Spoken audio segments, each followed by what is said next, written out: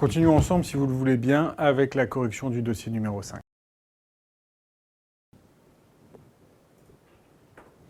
Vous travaillez dans un petit hôpital de province et Madame Ma, 31 ans, consulte à 33 semaines pour des saignements de sang rouge de moyenne abondance, apparus spontanément ce matin, au lever, sans douleur. C'est sa 4e grossesse. En 1999, elle a fait une IVG par aspiration. En 2001, elle a eu une grossesse normale et elle a eu une césarienne à 40 semaines pour des anomalies du rythme cardiaque fœtal, donnant naissance à un garçon de 3,5 kg. En 2009, elle a eu une grossesse arrêtée pour laquelle a été réalisée une aspiration à 10 semaines. Toute la grossesse s'est très bien passée, l'écho T1 et T2 étaient normales, l'écho T3 est prévu dans la semaine, le dépistage du diabète gestationnel effectué est négatif, les sérologies toxoplasmose, rubéole, toxo est positif, la rubéole est négative, le VIH est négatif, la syphilis est négatif. La patiente est au résus négatif et elle a une RAI négative. À l'examen clinique, l'abdomen est souple avec une HU à 31 cm, l'examen au spéculum objectif des métrorragies de faible abondance. Les constantes de la patiente sont rassurantes. 123,78 de tension, une température à 36,9, un pouls à 78, une SAT à 96. L'échographie obstétricale retrouve un fœtus eutrophe au 42e percentile, une quantité de liquide amniotique normale, une bonne vitalité, un placenta antérieur, bas inséré, pas de décollement. On retrouve une languette placentaire qui recouvre le col sur l'orifice interne et un col mesuré à 18 mm. Voici un extrait du rythme cardiaque fœtal que je vous laisse analyser. Quelle est l'analyse de ce rythme cardiaque fœtal? Qu'en pensez-vous? Donc, chez cette patiente, on a bien un rythme qui est normo-oscillant avec une bonne variation. Un rythme de base à 130 BPM, donc normal, compris entre 120 et 160. La présence d'accélération, c'est-à-dire des augmentations du rythme de base supérieures à 15 BPM pendant plus de 30 secondes. Pas de décélération et une activité contractile à une contraction toutes les 5 minutes. En conclusion, on peut conclure qu'il y a une bonne tolérance fœtale, le rythme est très rassurant, et qu'on a un utérus avec des contractions. On a un utérus contractile qui va orienter vers le diagnostic de menace d'accouchement prématuré, qui associe des contractions et des modifications cervicales avec un col réduit à 18 mm.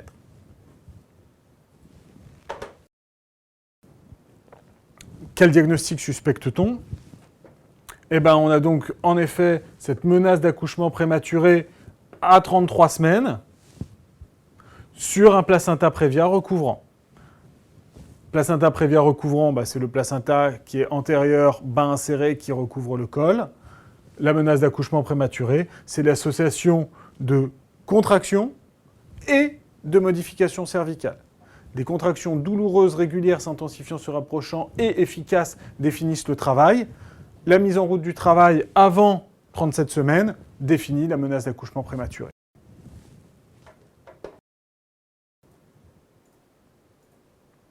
Compte tenu des antécédents de la patiente, que doit-on redouter particulièrement dans ce dossier? Cette patiente a un risque très élevé de placenta accreta. Qu'est-ce que c'est le placenta accreta? C'est une anomalie d'insertion du placenta qui a trop fortement pénétré dans le myomètre. Il est soit accreta, soit increta, soit percreta quand il dépasse l'utérus et les séreuses. Le placenta, lors de la délivrance, ne se décrochera pas. Cela est dû à quoi? C'est le plus souvent dû à des cicatrices utérines, antécédentes césariennes, de myomectomie et de curetage, en particulier pour cette patiente. Le placenta accreta est en très forte augmentation ces dernières années, avec l'augmentation significative des césariennes. Attention donc chez ces patientes qui ont des placentas antérieurs sur les cicatrices de césarienne, le risque de placenta accreta est très élevé, c'est 40 à 50% des cas. Il va falloir faire une prise en charge particulière pour ces patientes. Quel bilan demande-t-on? Eh bien, chez cette patiente, bien sûr, dans le cadre du bilan de la MAT, on va faire un bilan infectieux avec la NFS, la CRP. le bilan bactériologique avec le PV, le CBU, le bilan préopératoire si on est amené à intervenir en urgence avec TP, TCA, fibrinogène, groupe Rhésus RAI, le bilan des métroragies et les Rhésus négatifs, donc il va falloir faire un test de Kleihauer et les RAI d'ici, le bilan du retentissement fœtal avec le rythme cardiaque fœtal et l'échographie obstétricale qui va évaluer la vitalité du bébé, et devant la suspicion de placenta accreta, une échographie avec un référent et une IRM placentaire vont pouvoir éliminer ou confirmer et donc faire venir une prise en charge plus particulière en cas de placenta accreta.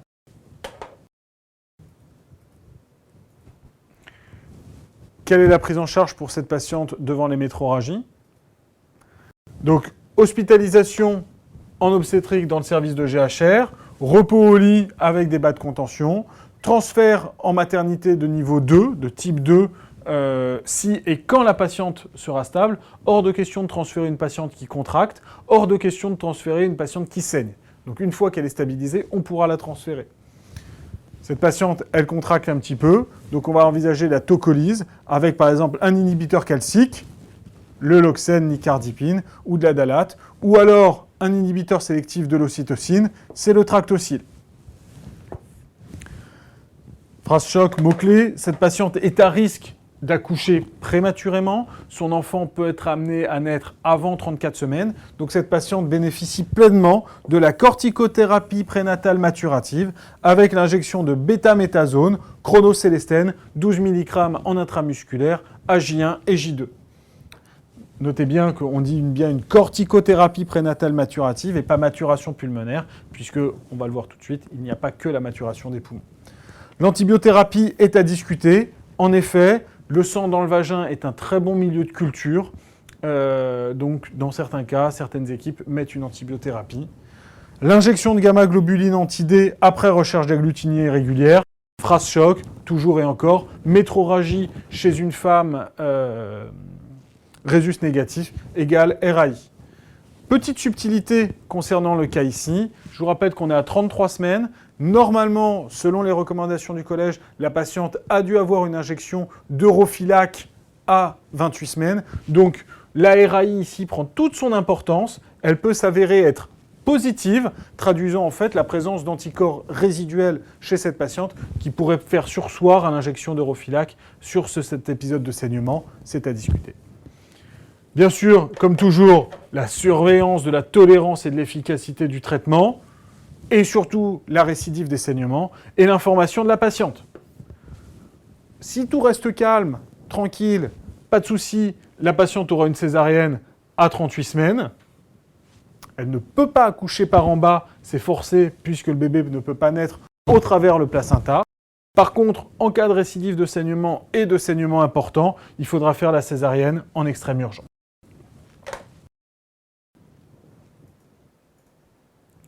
Le bilan initial est rassurant, mais 3 jours après, Madame Ma ressent des contractions douloureuses, une toutes les 5 minutes, qui persistent malgré le traitement. Les métroragies sont réapparues de moyenne abondance, l'échographie retrouve un col à 5 mm. Que pensez-vous alors de la situation? Quelle est votre prise en charge? On a un début de travail et une reprise des saignements. On a obtenu un bénéfice attendu avec la corticothérapie qui a pu être réalisée et qui est complète. La patiente ressaigne, elle a un risque d'accouchement imminent. Il ne faut pas prolonger la grossesse, ça ne sert à rien d'essayer de se battre dans ce cas-là. On est presque à 34 semaines, donc il faut faire naître cet enfant. On a dit qu'il y avait une contre-indication à la voix basse du fait de la languette placentaire. Donc cette patiente doit avoir rapidement une césarienne sous rachianesthésie. Le pédiatre doit être sur place pour prendre en charge cet enfant prématuré.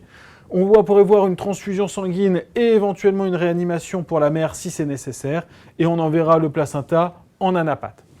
Je vous rappelle que tout ce que vous coupez, tout ce que vous enlevez, tout ce que vous sortez d'un corps humain part en anapathe pour une analyse, sauf bien sûr le bébé dans les césariennes. Quels sont les risques encourus par cet enfant? C'est un enfant qui est prématuré. C'est un enfant qui est prématuré, donc à la naissance, il va risquer une détresse respiratoire due à la maladie des membranes hyalines, qui peut aussi entraîner une dysplasie bronchopulmonaire secondairement. Une pathologie digestive avec les entérocolites ulcéro-nécrosantes, une infirmité motrice cérébrale, ce sont les IMOC, avec les leucomalacies périventriculaires et les hémorragies intraventriculaires. Ces 4 éléments-là sont ceux qui vont être améliorés par la corticothérapie prénatale maturative. La corticothérapie va permettre de diminuer la mortalité et la morbidité liées à ces 4 affections.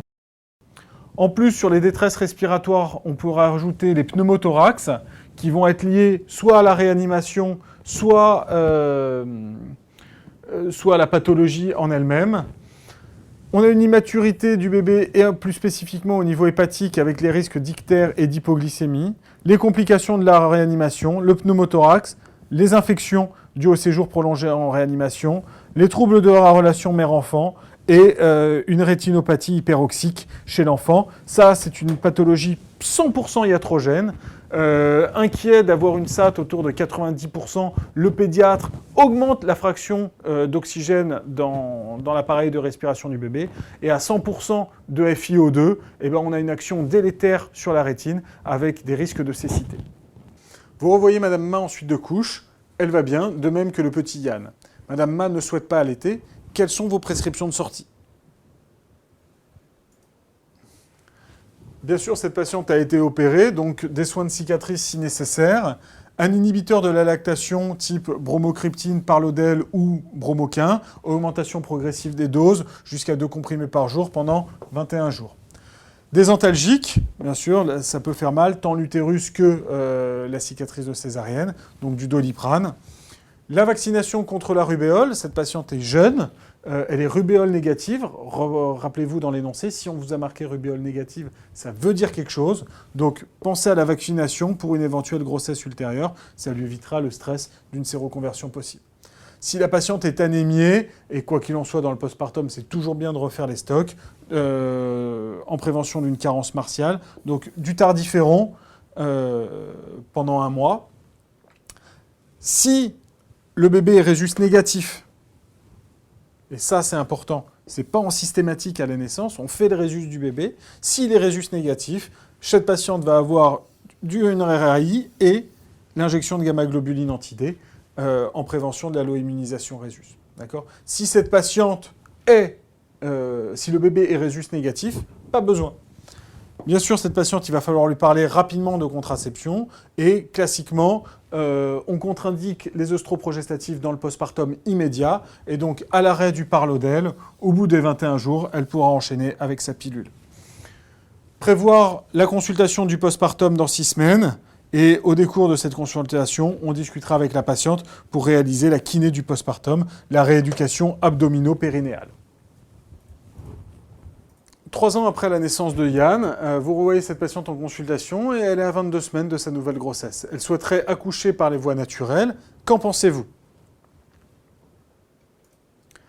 Malheureusement, c'est impossible au jour d'aujourd'hui puisque la patiente a un utérus bicicatriciel, première césarienne plus la deuxième césarienne de Yann. Donc c'est une contre-indication à l'accouchement par voie basse parce qu'il y a un risque très élevé de rupture utérine en cours de travail. Donc, sur les utérus monocicatriciels, au jour d'aujourd'hui, on peut accepter la voie basse après sélection et information des patientes. Vérifier qu'on a bien un bébé en présentation céphalique, un bébé de poids normal et qu'il y a une mise en route du travail spontanée. Sur les utérus bicicatriciels, aujourd'hui, il est plus prudent de réaliser une césarienne itérative à 39 semaines. Pourquoi 39 semaines ? Il ne faut pas la faire trop tôt parce qu'on a les risques pour le bébé avant 39 semaines. Passé 39 semaines, il y a moins de risques pour le bébé, mais il y a surtout le risque de mise en route du travail et d'avoir la patiente qui se pointe à 39 semaines et demie en contractant. Il faut faire la césarienne au milieu de la nuit. En conclusion de ce dossier, nous avons fait le point donc, sur les métrorragies du 3e trimestre. Très important, jamais de toucher vaginal. D'accord ? En l'absence de diagnostic étiologique. Pourquoi ? Si la patiente a un placenta prévia, qu'elle a le col ouvert, en mettant les doigts et en cherchant le col, on peut décoller le placenta et se retrouver avec une hémorragie cataclysmique. L'échographie endovaginale est possible, bien sûr, puisqu'on rentre de manière prudente et sous contrôle de la vue. Donc, on sait se guider et se repérer et on ne risque pas de décoller le placenta. Donc, la différence qu'il faut faire sur les métrorragies du 3e trimestre, c'est pendant le travail ou en dehors du travail. D'accord ? Pendant le travail, il faut redouter la terrible hémorragie de Benkiser, qui est due à la rupture d'un vaisseau prévia ou la rupture utérine sur utérus cicatriciel. En dehors du travail, c'est principalement les placentas prévia, éventuellement les placentas accreta, qui peuvent saigner et qu'il va falloir diagnostiquer rapidement. On a remis un point sur la tocolyse. D'accord ? Quels sont les éléments tocolytiques qu'on a à disposition aujourd'hui ? C'est les bêta-2 mimétiques avec le salbutamol, le salbumol, qui est un médicament qui a l'AMM en tocolyse, certes, mais pour lequel il faut un bilan préthérapeutique. Ne pas oublier donc le CG, le ionogramme, la calcémie, la glycémie. Attention en l'utilisant, c'est moins confortable pour les patientes, et contre-indication formelle à l'utiliser chez les patientes avec un diabète gestationnel. Puisque une patiente qui aurait un diabète gestationnel et une menace d'accouchement prématuré, on va devoir mettre la corticothérapie prénatale maturative, et une tocolyse par bêta-2 mimétique va entraîner systématiquement une acidocétose, avec des compensations du diabète. Donc, attention, contre-indiqué s'il y a un diabète gestationnel. Aujourd'hui, concrètement, c'est très peu utilisé. Qu'est-ce qu'on a d'autre comme tocolytique ? On a les inhibiteurs calciques, d'accord ? Ceux-là, ça marche très bien. Pas besoin de bilan préthérapeutique, d'accord ? Confort pour les patientes, assez maniable au niveau de l'utilisation. Cependant, ils n'ont pas l'AMM. Ils n'ont pas l'AMM, certes, mais toute la littérature obstétricale a très bien comparé bêta-2 mimétique versus inhibiteur calcique, et en tout cas, ça a montré que ça avait une efficacité au moins équivalente. Sachez que dans tous les services d'obstétrique en France, le tocolytique utilisé en première intention, c'est les inhibiteurs calciques. D'accord ? C'est le moins cher, c'est efficace, c'est facilement maniable, il y a peu d'effets secondaires pour les patientes. Donc en première intention, c'est les inhibiteurs calciques, même s'ils n'ont pas l'AMM. Est-ce qu'ils auront un jour l'AMM ? Je ne pense pas. Pourquoi ? Le marché de l'hypertension artérielle, le marché de la menace d'accouchement prématuré, c'est tout petit. Donc, pour les patientes, concrètement, les laboratoires ne vont pas faire la démarche commerciale de l'autorisation de mise sur le marché. Le dernier tocolytique utile aujourd'hui, c'est le Tractocil, d'accord, qui est un médicament qui est l'atosiban, qui est un inhibiteur sélectif de l'ocytocine, et qui permet en fait de bloquer les contractions. Ce médicament est très efficace, mais il est très cher. Il est généralement réservé en deuxième intention. Tout ce qui est du spasfon oublié comme effet tocolytique. Dans certains pays, ils utilisent aussi le sulfate de magnésium. Ça ne marche pas. Et le meilleur tocolytique au monde qui existe, c'est les AINS, les anti-inflammatoires non stéroïdiens. Le problème des AINS, c'est qu'ils sont porteurs, qu'ils ont des effets chez le bébé, donc ils sont très très bons tocolytiques. Je vous rappelle que pour déclencher les contractions, on met des prostaglandines. Donc pour bloquer les contractions, les anti-inflammatoires sont les meilleurs. L'indocide, l'indométacine a des effets secondaires chez le bébé, comme par exemple la fermeture prématurée du canal artériel ou la vasoconstriction des artères rénales. Donc le bébé ne pisse plus, il se met en oligoamniose. C'est pas grave tant qu'il reste en intra-utérin, puisque en fait c'est le placenta qui fait le filtre rénal. Mais si après avoir mis des anti-inflammatoires non stéroïdiens, le bébé venait à naître, le bébé va décéder non pas de sa prématurité, mais de l'utilisation d'anti-inflammatoires. Donc ils sont contre-indiqués à partir du seuil de viabilité. À partir de quel terme les bébés sont viables ? 24 semaines. 24 SA. Avant, les bébés vont naître vivants, mais il y a 0% de survie dans les séries. Okay ? Aujourd'hui, en France et dans la plupart des pays européens, on ne prend pas en charge les bébés avant 24 semaines et se discute de l'intensité de la prise en charge entre 24 et 26 semaines, où on est à des termes empreints d'une très très forte morbidité et mortalité. La corticothérapie prénatale maturative, je vous en ai déjà beaucoup parlé et on a vu dans ce dossier les bénéfices attendus en termes de mortalité et de morbidité sur les infirmités motrices cérébrales dues à la locomalacie périventriculaire et aux hémorragies intraventriculaires. On a vu aussi le bénéfice attendu sur la détresse respiratoire néonatale due à la maladie des membranes hyalines et sur les pathologies digestives avec l'entérocolite ulcéronécrosante. On a fait le point dans ce dossier sur les anomalies au niveau du placenta. Les anomalies de localisation du placenta, c'est le placenta qui est bas inséré. Un placenta bas inséré qui saigne, c'est un placenta prévia. Attention aux anomalies de pénétration du placenta, des anomalies d'insertion sur utérus le plus souvent cicatriciel. Ce sont les placentas accreta, increta ou percreta en fonction du seuil de profondeur. Dans ce dossier, nous avons abordé les items 243 sur les hémorragies génitales de la femme, l'item 17 sur les principales complications de la grossesse, l'item 21 sur la prématurité et le retard de croissance intra-utérin, les facteurs de risque et la prévention, et l'item 22, l'accouchement, la délivrante et les suites de couches normales. Je vous remercie.